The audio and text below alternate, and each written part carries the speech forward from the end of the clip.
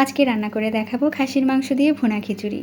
ভুনা খিচুড়ি এমনি খেতেই অনেক বেশি মজার, তার মধ্যে যদি আবার মাংস অ্যাড করে রান্না করা হয় তাহলে সেই খিচুড়িটা খেতে কিন্তু অনেক বেশি টেস্টি হয়। আমাদের বাসায় যেভাবে খাসির মাংস দিয়ে ভুনা খিচুড়ি রান্না করে সেই রেসিপিটি আজকে শেয়ার করছি। আশা করছি রেসিপি আপনাদের কাছে ভালো লাগবে, আর রেসিপি ভালো লাগলে অবশ্যই জানাবেন। তো প্রথমেই চুলায় একটা প্যান ভালো করে গরম করে নিয়ে তার মধ্যে পর্যাপ্ত পরিমাণে তেল দিয়ে দিলাম।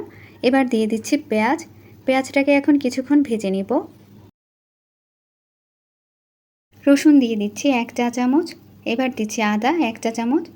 এবার খুব ভালো করে মশলাগুলোকে ভেজে নিতে হবে যাতে করে কোনোভাবেই কাঁচা গন্ধটা না থাকে। হলুদ দিচ্ছি 1/2 চা চামচ, আর মরিচ দিচ্ছি 1 চা চামচ, ধনিয়া দিচ্ছি 1 চা চামচ, আর দিচ্ছি জিরা 1/2 চা চামচ। এবার মশলাগুলোকে আবারও খুব ভালো করে কষিয়ে নিব। তার জন্য আমি কিছুটা পানি এখানে অ্যাড করে দিচ্ছি। এখন গরম মশলাগুলো দিয়ে দিচ্ছি দারুচিনি, 6টির মতো এলাচ, আর কিছু লবঙ্গ, দিচ্ছি গোলমরিচ, আর দিচ্ছি একটি স্টার মশলা আর একটা পিপুল, দিয়ে দিলাম 4-5টার মতো শুকনো মরিচ আর স্বাদ মতো লবণ। এবার মশলাগুলোকে খুব ভালো করে কিছুটা সময় নিয়ে তারপর ভেজে নিতে হবে যাতে করে কোনোভাবেই মশলায় কাঁচা গন্ধটা না থাকে। তো এখন মশলাটা কষানো হয়ে গেছে, তেল উপরের দিকে ভেসে উঠেছে। এখন দিয়ে দিতে হবে খাসির মাংসটা। তো খাসির মাংসটাকে আমি কিছুটা বড় টুকরা করে কেটে নিয়েছি।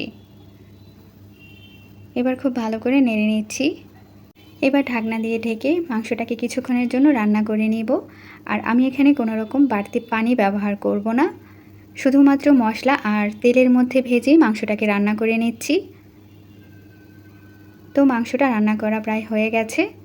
এবার আমি দিয়ে দিচ্ছি পোলাওর চালটাকে আমি আগেই ধুয়ে রেখেছিলাম। 1 কেজি মাংসের সাথে আমি পোলাওর চাল নিয়েছি 500 গ্রাম, আর সেই সাথে মুগ ডাল আর মসুর ডাল মিলিয়ে 1 কাপ নিয়েছি। তো মুগ ডালটাকে আমি আগেই ভেজে নিয়েছিলাম। তো এখন চাল আর ডালটাকে খুব ভালো করে মাংসের সাথে কিছুক্ষণ ভেজে নিব।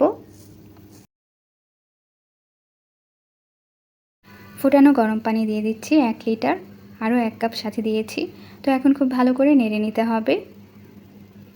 সাথে আমি দিয়ে দিচ্ছি কিছু পোলাও পাতা, আর এই পোলাও পাতাটা দিলে খুব সুন্দর একটা ফ্লেভার পাওয়া যায়।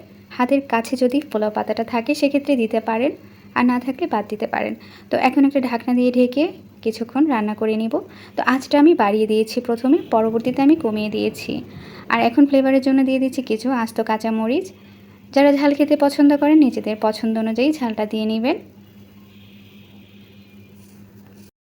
খিচুড়ি রান্না করা হয়ে গেছে। এবার উপর দিক থেকে 2-3 চামচ ঘি দিয়ে দিচ্ছি। তারপর একটা ঢাকনা দিয়ে ঢেকে আবারও 5 মিনিটের জন্য দমে রেখে দিব।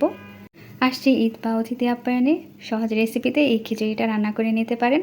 আশা করছি সবার কাছে ভালো লাগবে। আমার রেসিপি যদি আপনাদের কাছে ভালো লাগে আমার পেজটাকে ফলো করে রাখতে পারেন। সবাই ভালো থাকবেন। আল্লাহ হাফেজ।